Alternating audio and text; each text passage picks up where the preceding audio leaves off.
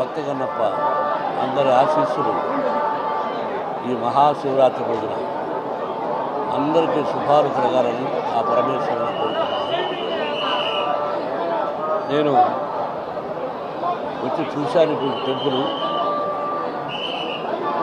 ఇక్కడ పెట్టేసుకున్నాను, నేనే పట్టుకుంటాను. అద్భుతం. ముందు డెకరేషన్ కానీ ఈ అలంకరణ ఒక కళా నైపుణ్యంలాగా ఉంది. ఇది అతిశయోక్తి కాదు. The credit goes to MLA. అలాగే నాకు ఇక్కడ అత్యంత ఆత్మీయుడైనటువంటి తమ్ముడు ఆనంద్ కూడా ఉన్నాడు. ఇప్పుడు మన పుణ్యక్షేత్రాల గురించి ఈశ్వరుని గురించి తెలియని వాళ్ళు ఉండరు. ఆ భగవంతుని ఆశీస్సులతో కన్నప్ప సినిమా తీస్తున్నాం. అది సినిమా రిలీజ్ అయిన తర్వాత నేను మాట్లాడతాను. కన్నప్ప టీం అంతా వచ్చారు. బిడ్డ కన్నప్పగా యాక్ట్ చేశాడు. తను మాట్లాడతాను. తీవ్ర స్వామి దగ్గర ఆశీలు తీసుకోవడానికి వచ్చాం. ఆశీలు కావాలి.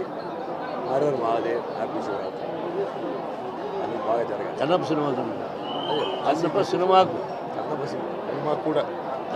సినిమాకు కూడా కాదు, కన్నప్ప సినిమాకు మనం వచ్చింది.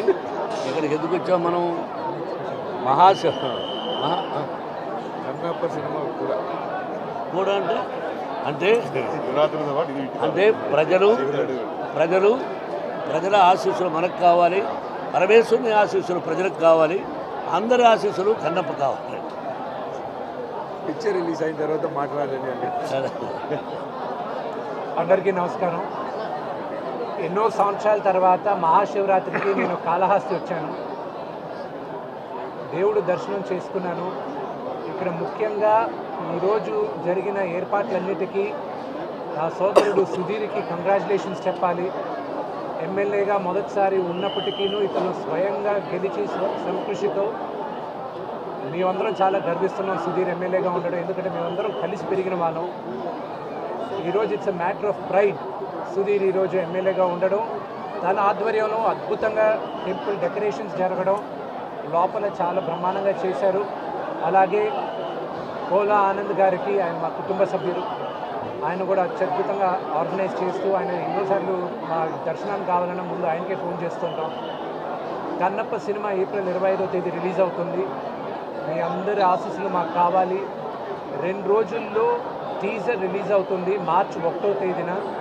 ఈరోజు దేవుడి గుడిలో ఆలయంలో మేము ప్లే చేసి దేవుడికి ప్రార్థించాం. ఆయన ఆశీస్సులు మాకు కావాలి. మీ ఆశీస్సులు మాకు కావాలి. వస్తాయి. మార్చి 10వ తేదీ వస్తుంది. శ్రీకాళహస్తి మహత్యం గురించి పాట రికార్డ్ చేయడం జరిగింది. అది సిద్ధాల అశోక్ తేజ్ గారు, రామ్ జోగేష్ శాస్త్రి గారు వీళ్ళిద్దరూ రాశారు. దాంట్లో అది నా కూతుర్లు ఆర్యానా వివియానా పాడి వాళ్ళు వాళ్ళపైనే చిత్రీకరించాం.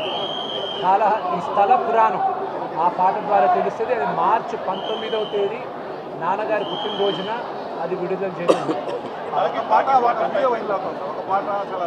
శివ శివ శంకర అది తెలివితను తెలుసుకున్నానే అది రామ్ జోగేష్ శాస్త్రి గారు రాసింది. ఒక నాస్తికుడు దేవుడు భక్తుడు అయిన తర్వాత ఎలా ఉంటుంది అనేది ఆ పాట.